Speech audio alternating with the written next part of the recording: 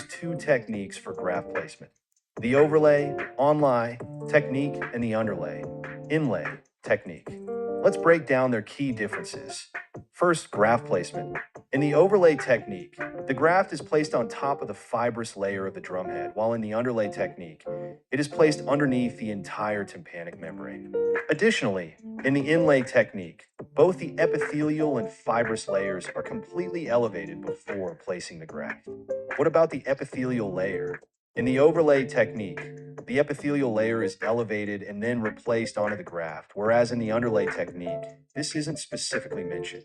However, in the inlay technique, the epithelial and fibrous layers are elevated together, allowing for a more precise graft placement. How is the graft stabilized? With the overlay method, it sits over the fibrous annulus, but in the underlay technique, it's placed under the fibrous annulus for better integration. Does one have a higher graft uptake rate?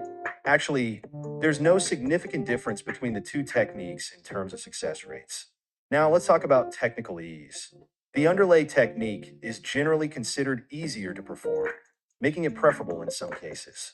In post-op healing, the underlay technique tends to have shorter healing times, fewer complications, and better hearing improvement compared to the overlay technique.